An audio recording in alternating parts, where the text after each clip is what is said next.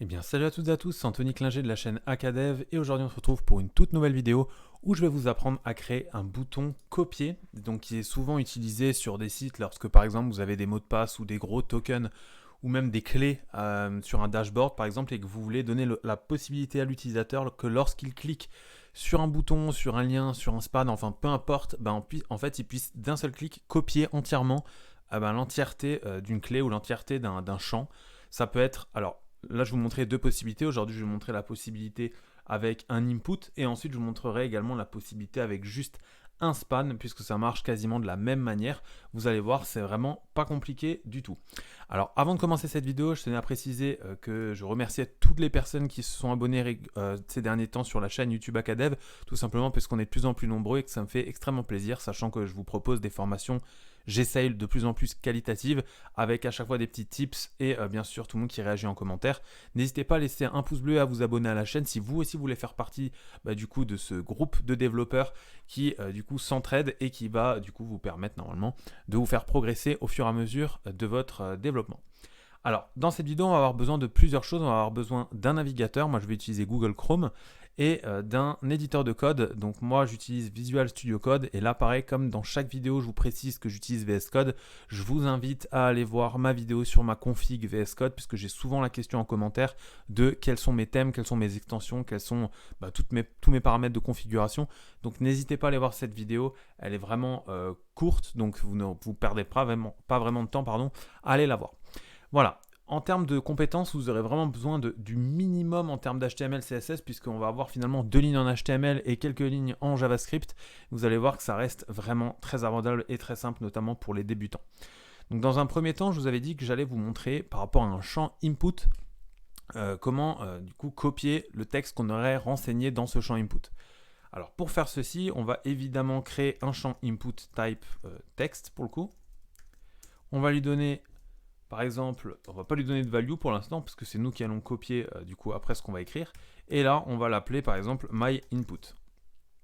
Ok, on va ensuite faire un bouton juste en dessous. Vous pouvez faire un A, vous pouvez faire tout ce que vous voulez. On click et là, on va faire voilà myFunction et on va venir déclarer dans le JavaScript une fonction. Alors, petite précision avant d'aller plus loin, si vous mettez un form autour de ça ou si tout simplement le champ que vous voulez copier se trouve dans un champ, dans une des balises form, donc d'un formulaire HTML, je vous montrerai après en JavaScript, il y a une petite spécificité pour éviter de du coup envoyer le formulaire lorsque vous allez cliquer sur le bouton. Généralement, je l'ai déjà montré dans 4-5 vidéos je crois, mais disons que c'est toujours bon un petit rappel lorsqu'on ne sait pas. Alors là, on va ouvrir nos balises de script puisqu'on va juste faire du JavaScript simple. Je ne vais pas créer un nouveau fichier JS juste pour ce qu'on va voir aujourd'hui. Je vais juste le mettre dans les balises script, donc n'hésitez pas à faire la même chose juste pour vous entraîner. Et ici, on va évidemment créer une fonction, donc function myFunction, comme ceci.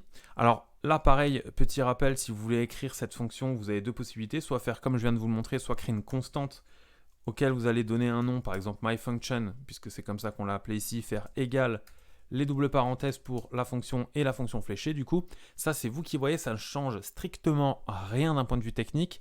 Par contre, c'est d'un point de vue syntaxe, d'un point de vue, on va dire, typo, que ça vous plaise un peu mieux. Enfin, il y a certains devs qui préfèrent utiliser cette méthode, dont moi par exemple. Moi je préfère, depuis que j'ai pris le pli d'utiliser les fonctions fléchées, d'utiliser cette méthode-là.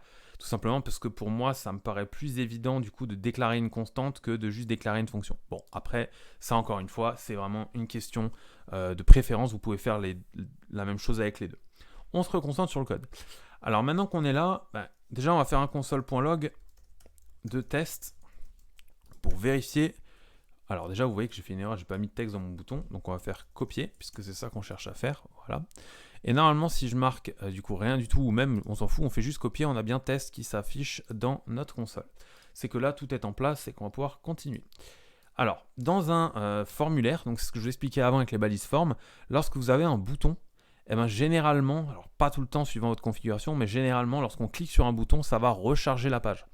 Donc pour éviter ça, il vous suffit d'avoir un event dans un myFunction, ici par exemple, ou un event, peu importe comme vous voulez, vous le récupérez ici en argument. Et du coup, sur cet event, vous allez faire event.prevent default. Et ça va vous permettre d'éviter que la page se recharge lorsque vous allez exécuter cette fonction. Voilà, petit tips très simple, je vais l'enlever parce que je n'ai pas besoin moi ici dans cette vidéo, mais au moins vous savez le faire si jamais vous avez l'erreur, puisque je préfère anticiper plutôt que des personnes s'embêtent à faire n'importe quoi. Alors maintenant, ce qu'on va faire, c'est qu'on va tout simplement créer du coup une variable qu'on va appeler copy text par exemple. Donc on va faire let copy text égale document. Et là, vous avez le choix, soit getElementById, soit querySelector. Moi, j'utilise toujours querySelector parce que c'est plus à la mode, on va dire, et c'est surtout plus simple. Voilà, vous faites l'appel de votre champ. Une fois que vous avez fait l'appel de votre champ, on va à la ligne. Et là, qu'est-ce qu'on va faire? C'est là qu'en fait va se jouer la partie copy, on va dire. On va faire copy text.select. Ça va nous permettre, si vous voulez, de sélectionner le texte de l'élément qu'on a choisi. C'est-à-dire, on va prendre juste le texte qui est là-dedans, dans notre champ input. Ensuite, on va faire copy text.setSelectionRange. Voilà. Et là, vous allez faire 0,99999. Alors, ça, c'est vraiment un truc, comme dit, vous pouvez aller vérifier directement sur Google à quoi ça sert. GetSelectionRange, tout simplement, c'est pour tout ce qui est mobile. Ça vous permet justement de gérer, on va dire, lorsque vous avez par exemple un input ou un text area, la position du texte, enfin le début et la fin du texte du coup de votre champ input. Alors pas besoin du coup d'utiliser ça si vous n'avez pas de champ input ou que vous êtes sur desktop uniquement. Voilà, ça c'est juste pour éviter les problèmes lorsqu'on est sur mobile et qu'on veut faire un copier. Une fois que vous avez fait ça, vous allez faire document, on va mettre un entrée ici, un retour à la ligne plutôt, document.execCommand, ce qui va nous permettre de copier le texte à l'intérieur de l'élément texte. Donc là, on va exécuter la commande copy. Donc ça, lorsque vous faites un document.execCommand, ça permet de dire du coup au navigateur que vous voulez exécuter la commande qui est indiquée par la suite, donc nous à savoir copy. Vous pouvez ensuite très bien faire alerte, voilà, par exemple, et vous avez marqué texte copier, deux points, et là vous mettez virgule, vous mettez plus, vous mettez ce que vous voulez, vous pouvez mettre copy text.value. Voilà. Et là, normalement, lorsque je rafraîchis, si ici je marque salut par exemple avec un point d'exclamation et je fais copier, voilà, on a bien texte copié, salut. Et ce qui fait que maintenant, si ici j'efface tout ça, je fais clic droit et je fais coller, j'ai bien de nouveau salut qui est affiché ici, donc il a bien été enregistré dans le presse-papier. Voilà pour ce qui est du coup, on va dire, avec un champ input. Voilà. Alors, ce qu'il faut savoir, et ce que je vais encore préciser avant d'aller un peu plus loin, c'est que là, lorsqu'on utilise select et selection range, on est forcément sur un champ input type text ou text area, pardon. Puisque, en fait, ce sont des fonctions qui sont dédiées au champ input. Donc, si là, vous étiez déjà en train de faire un span, comme je vous l'ai dit en début de vidéo, on va voir maintenant comment on va faire. Mais si vous étiez déjà en train de faire un span, alors ce que je vous conseille de faire, c'est de revoir du coup ce qu'on va faire maintenant pour ajuster avec votre fonction. Voilà. Donc, maintenant, ce qu'on va faire, c'est qu'on va garder une petite partie. Enfin, maintenant, on ne va même pas garder une petite partie. Ce qu'on va faire ici, c'est qu'on va tout simplement déclarer un span. Voilà, comme ceci. On va marquer, par exemple, je ne sais pas moi, salut avec un point d'exclamation, 3 points d'exclamation, allez. Voilà, comme ça, on fera bien la différenciation.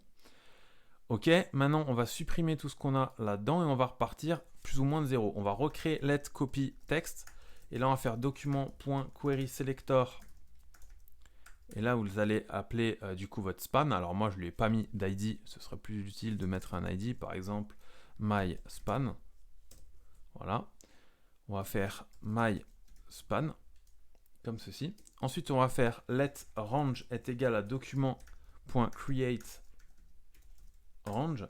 Ça nous permet de créer une sélection de plages pour copier le texte. Et ensuite, ici, on va faire range.selectNode. Et là, on va lui passer copy text. Voilà. Une fois qu'on a fait ça, on va faire window.getSelection.removeAllRanges. Donc ça nous permet de désélectionner toute la sélection existante. En fait, là, concrètement, ce qu'on fait, c'est qu'on va simuler concrètement ce qu'on ferait avec la souris directement, sauf que là, on le fait avec des fonctions. Donc là, on va dire que tu get la sélection et puis tu fais un remove all ranges pour tout désélectionner.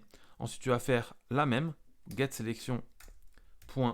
add range, cette fois-ci auquel tu vas du coup passer range, puisque range, on le rappelle ici, on lui a fait un select node de copy text. Voilà. Et enfin, maintenant, ce qu'on va faire ici, c'est qu'on va faire un try catch pour quand même vérifier qu'il n'y ait pas d'erreur, etc. Donc, on va faire let successful, par exemple, est égal à document.exec commande, c'est ce qu'on a vu avant, copier. Voilà. Let msg est égal à successful, comme ceci, copier. Voilà. Ou échec de la copie. Voilà. Donc là, on a fait ce qu'on appelle une fonction ternaire. Ça, je ferai une vidéo là-dessus parce que ça fonctionne également en PHP, mais c'est légèrement écrit différemment. Donc, n'hésitez pas à aller voir la vidéo si du coup vous aurez des questions sur les opérateurs ternaires, puisqu'en fait, c'est des conditions if-else, mais en une ligne du coup. Voilà, donc là, si ça passe dans le try, on fait un alerte de message, et sinon, on va faire un catch de notre erreur, comme d'habitude. Et là, on va faire alerte erreur. Voilà. Ok, une fois qu'on a fini ce try catch, eh ben, il nous suffit juste de faire un window.getSelection, encore une fois. C'est une fonction .remove all ranges, et on a terminé cette fonction. Alors, pourquoi on refait la même fonction qu'on a là? Parce que je le répète une fois, en fait, on désélectionne tout après la copie. Parce que là, on l'a copié, voilà, c'est bon. Et maintenant, on va désélectionner tout pour pas que ce soit affiché.